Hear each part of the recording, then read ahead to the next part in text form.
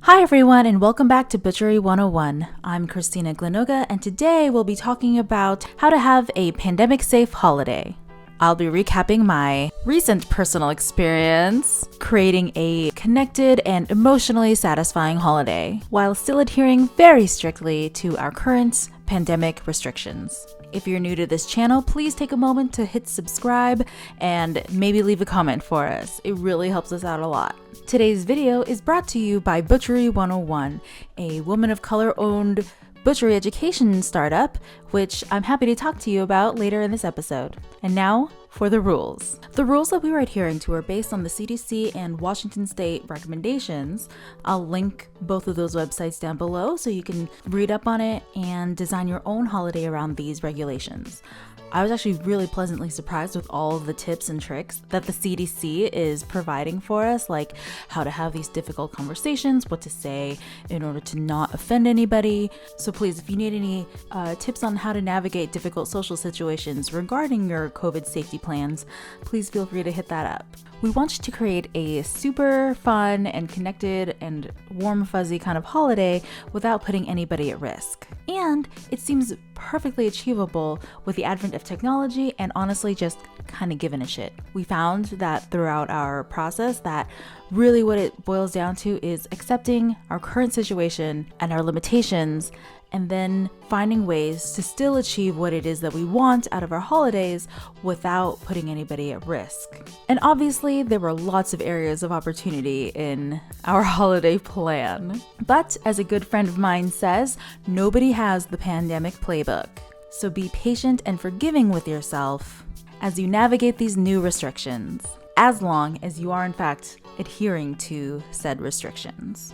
And yeah, it was kind of hard. We had moments of genuine frustration. We were behind schedule for most of the day. And honestly, it did kind of suck to be on the road with holiday drivers. Holiday drivers are the worst, y'all. People were crazy. And we ended up being so busy all day that I didn't have a chance to send out that Happy Thanksgiving group text that apparently nobody even wants anymore, so whatever. But in our minds, it was 100% completely worth the effort to achieve some semblance of holiday cheer in 2020 while still being safe. When I say we, I'm talking about myself and my boyfriend. These are the household members that went through the bother of creating this holiday experience. We're looking at this as the first run for other holidays we'll be celebrating in 2020, namely Christmas and New Year's. And so, while it did take a good amount of planning and effort and creativity, we're both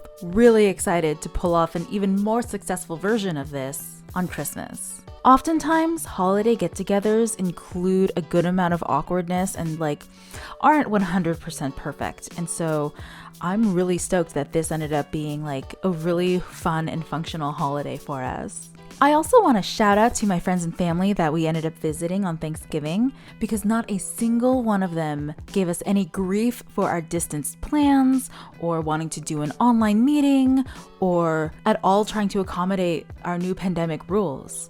I'm so proud and grateful to be in a family and a circle of friends that pays attention to science and are empathetic people in general. And I want to make sure that we encourage that kind of behavior with a lot of positive feedback.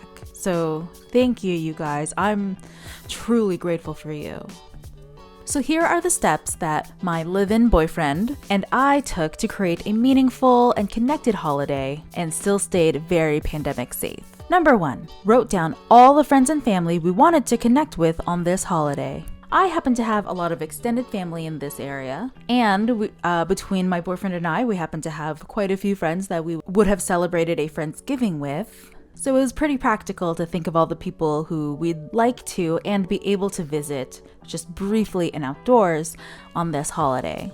So I made a spreadsheet, as wonderful and exciting as that sounds, that included a bit of information, and I'm happy to send you a template if you're interested in that. But really the key components that I added were the names of all of our guests, our quote-unquote guests, one email address per household so that we could send them the Zoom invite, what gifts we would be preparing preparing for them, relative location, like what town or city they're in, and relative drop time for that day. This part presented a solid area of opportunity for us. In the future, I will be planning on adding their physical addresses to this spreadsheet as well. We didn't end up securing most of the addresses until the day of, and it ended up taking up a lot of time on Thanksgiving Day to first of all ask for everybody's physical addresses and then also to input them into our GPS so that we could just efficiently add the next destination after we finished the drop. A lot of these addresses were houses that I've been to a billion times before because they're just like my aunt's house or like my cousin's house. And so I know how to get there if I'm just like finding the place, but we ended up leaning pretty hard on our GPS. I just didn't always know the most efficient way to get around these neighborhoods to find the next spot.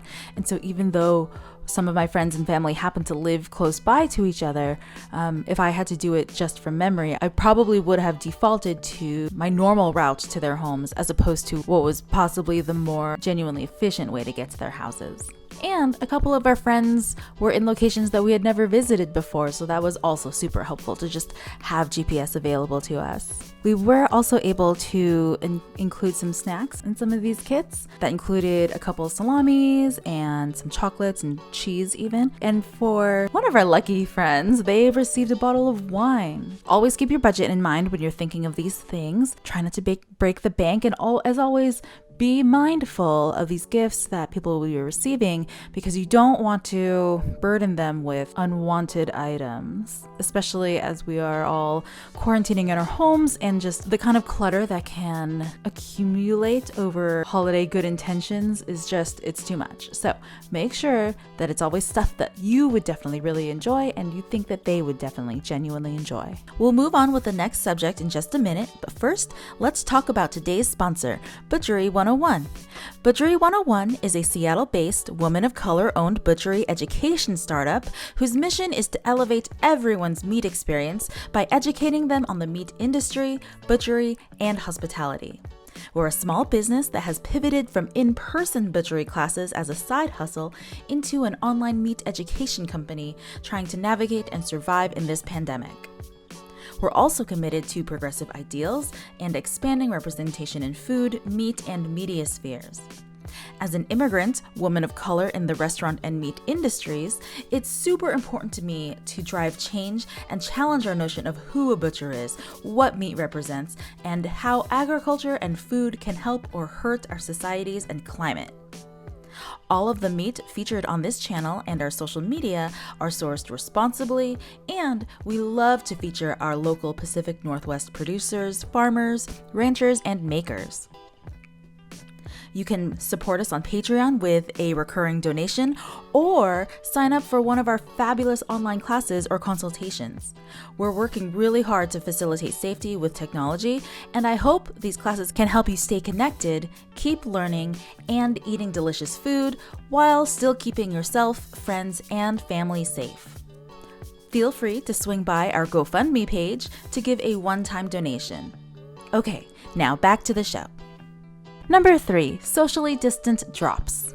So here was the general drill when we got to each home. We would drop the bag at the front door, ring the doorbell or knock, and then immediately walk back to at least 6 feet back from the door. We wore masks every time we stopped by someone's home, and every time somebody answered their door, they also wore masks, which was really, really sweet of them. Each drop only took about 5 to 10 minutes for us to just be like, hey, happy Thanksgiving, here's some stuff, here's what you gotta do with the scalloped potatoes, here's what's up with that salami we gave you, tell us about what your meal was. Also, don't forget that there is a Zoom meeting later. Yeah, so honestly, it was a pretty perfect amount of in-person interaction and just enough holiday cheer to like keep us going to the next spot. Those drops were only about 5 to 10 minutes and they were so heartwarming, you guys. It was so sweet. The kind of gratitude that people were showing us for our efforts was really, really heartwarming and sweet. Definitely could have used a hug during some of these meetings, but I would really appreciate that nobody tried to go in for one. And like the sentiment is still there. Like I still very much care about every single one of these people that we saw on Thursday, even though we didn't get to hug. It was like a concentrated version of a holiday visit. Like none of the awkward small talk, but all of the love. It was really sweet. I'll take that.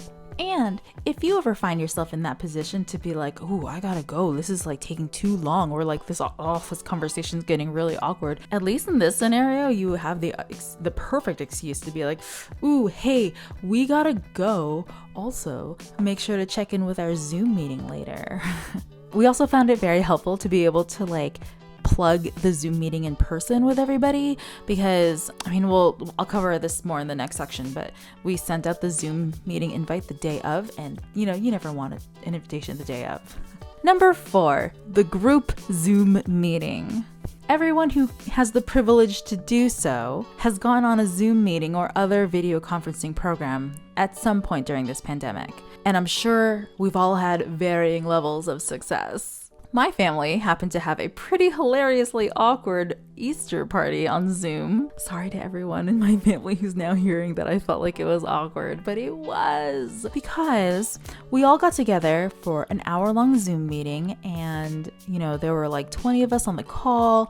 But Zoom has some limitations, one of which being there were only ever 3 audio tracks active at any given moment. And so it gave priority to like my aunts and uncles making small talk, or my toddler nephew like making weird noises in the background, or my cousin who happened to take this call outside and the traffic that was going by her house at the time. So it was really nice to see everybody at that time, especially at Easter. Like, we can remember being so newly disconnected from everybody, but it didn't necessarily facilitate any meaningful connection. Lots of sitting awkwardly and just like behaving. But for an hour, and literally everybody. So no, we're not doing that. This time, we set up 2 cameras in our kitchen and started the feed right when we got home from our deliveries, so people could just hang out with us while we cooked our own Thanksgiving meal and had a couple glasses of sparkling cider and hang out. It was also great because we could send these Zoom invites to anybody, including people on the East Coast, like my boyfriend's family. So it was super nice to be able to see people no matter where they are in the country or the world even, and have this amount of connection with them. We designed our meeting to be super casual and just had a really large window for it. I think originally we had planned for the Zoom meeting to last from 4 to 7 p.m. Pacific Standard Time, and we ended up being late, so we pushed it back for about an hour and a half or so, and so it ended up being 5:30 to 8:30, which is cool. It allowed all of our relatives and friends to just drop in as they wanted to or needed to and leave as they needed to. And I feel like when you limit the time that you're allowed to hang out on Zoom, I think it makes you be a little bit more efficient with your communication. This presented a couple areas of opportunity, one of which, the first of which I'm going to mention is the camera angles that I talked about. So we had one laptop set up in front of the part of the kitchen where we normally cook, and then we had a phone set up on the other side of the kitchen that allowed just a whole nother angle of the kitchen. In the future, what I think would be helpful is the second angle to be more specifically of our station, like more of a top-down angle than it would be just another generic of the kitchen angle. That way people can be a little bit more intimate with what it is that we're cooking, because my boyfriend and I happen to be food professionals, and so I think everybody knows that we throw down on the food front, especially for holidays, and I think that they'd be interested in seeing it. But that said, the day was kind of hectic, and so by the time we even got home, our kitchen was kind of a mess. Our living room was a little bit of a mess, and so I will say our kitchen was not as cute as it could have been, but I do think that people would have appreciated seeing what was bubbling on the stove, or how we were carving the turkey, etc. Another area of opportunity regarding the Zoom meeting is that this is a new social format, and so conveying the kind of vibe that we wanted for the Zoom meeting was a bit of a challenge. But again, we're navigating this brave new world together, and so I imagine that everybody is kind of hitting awkward hiccups here and there. It's like getting into the hot tub, at first it's ooh, this is really uncomfortable and awkward, and then after a couple minutes of just being in it, it's oh wow, this is really nice actually. So again, patience and forgiveness for yourself for any awkwardness, and also just, soldier on. It's still better than nothing, and it's still better than meeting in person. So we had accidentally waited until Thanksgiving Day to send out the email in general, and that posed quite a few hurdles in our day. So for example, my boyfriend Kale had to sign up his Zoom membership that day, and we had to craft an email again to explain the kind of dinner party vibe we were going for in that email. And of course, it's always hard to attend a party you were invited to the day of.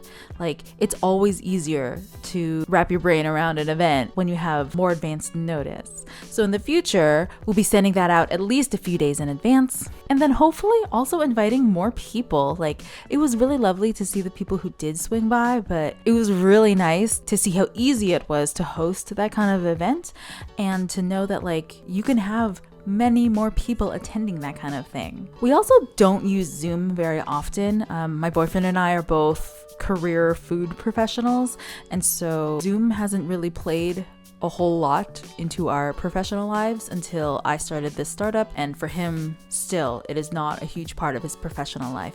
And so perhaps there are like other features and more tools on Zoom that we could use to make it less awkward and like more fun and functional. Like, I know that I've seen like breakaway rooms in other meetings that where people can like have private conversations, or we've facilitated like game nights via Zoom, which has always been really fun. And so we look forward to doing our homework a bit more about Zoom and seeing what all we can do. If you have any tips, please leave them in the comments below. Like, literally, we've both spent lots of time learning about animals and butchery and mussels and stuff, but like not any time at all learning about Zoom or video conferencing.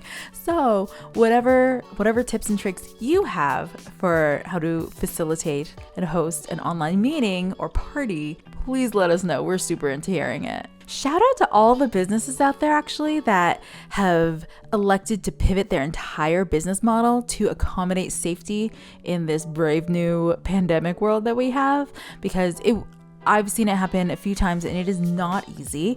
And again, nobody has the pandemic playbook, but the fact that there are business owners and citizens out there who are prioritizing safety over their own selfishness and laziness, to be frank, is really heartwarming and motivational for me. So thanks you guys for doing these things and showing the rest of us that it can be done. Well, that's it for our post-Thanksgiving pandemic safe holiday follow-up. I hope you're snacking on some delicious leftovers and having a really wonderful, relaxing weekend, supporting small businesses. This is technically being filmed on Small Business Saturday, so again, please hop out there, order something from a small local business and not from some conglomerate that really couldn't give two shits about you. And thank you for not needlessly spreading a deadly disease that's crippling the entire world. As always, please make sure to hit subscribe, leave me a comment, and hit a like button on any of these videos that you might want to check out. We can do this, you guys. All it takes is accepting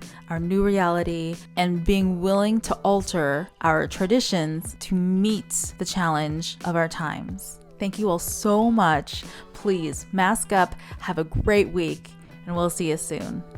Bye.